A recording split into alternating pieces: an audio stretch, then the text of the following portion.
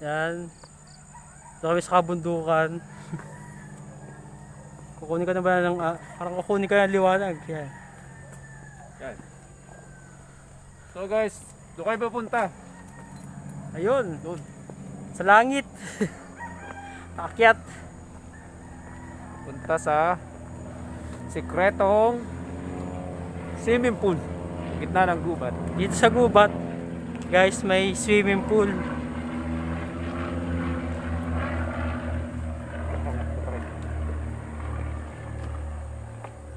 Kanton.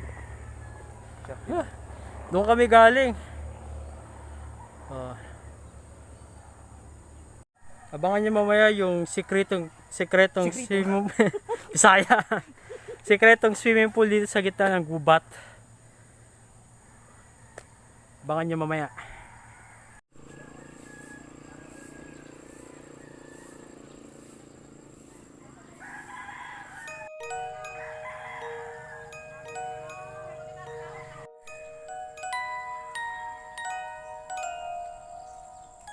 Yan.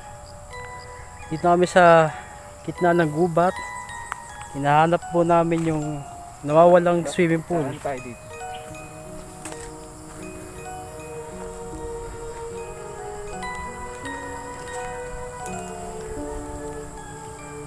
Oh! Finally, Nakita din natin, guys. ito. Puntahan to. Sa gitna ng gubat, may swimming pool. So guys, narito na po tayo. Hindi ko akalain.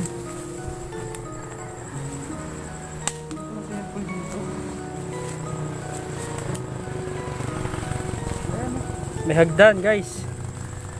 Kaso, puno siya ng water lily. Yan po yung handle niya, yung si Enigmata TV. Oh. Ano tol, gusto mo maligo? Konting trivia lang, guys. Itong swimming pool na ito, yan, makikita nyo. Yan. Ito ay dating may bahay. Pero dahil sa nagkaroon ng trahedya, dahil may nakita daw ditong patay o tinapunan ng patay, ito, iniwan po at naabandona.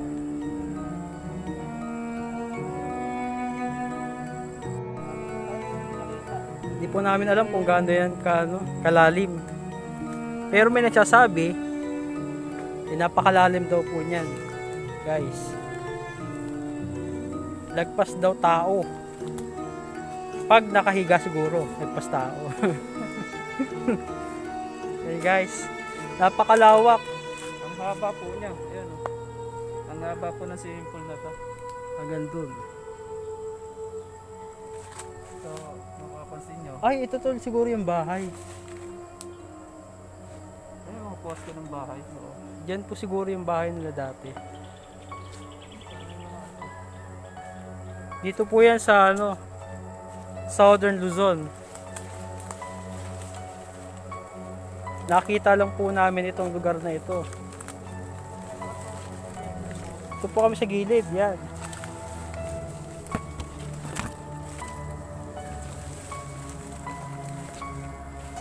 Yan po yung kabuuan ng swimming pool.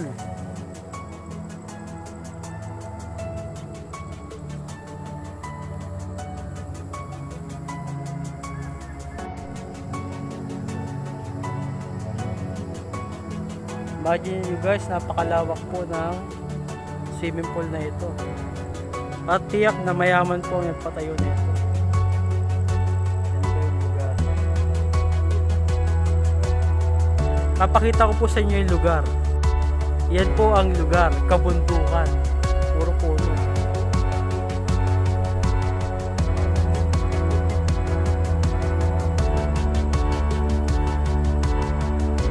Yan, nakikita ko po si Pinoy Creepers TV.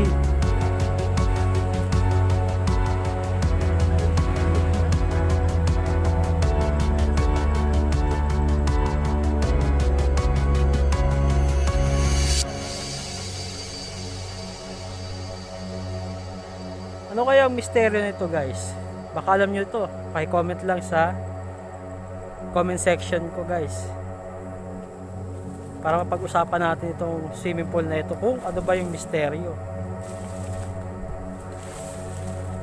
Yan. Ayan guys, nakita nyo yung kakaibang swimming pool, misteryoso sa gubat. Ayan guys, magiging exciting yung ating sunod na pupuntahan sapagkat tayo ay pupunta doon sa Castillo dito pa rin sa Southern Batangas po. Batangas Port, punta kami. Yan. Okay, bye bye.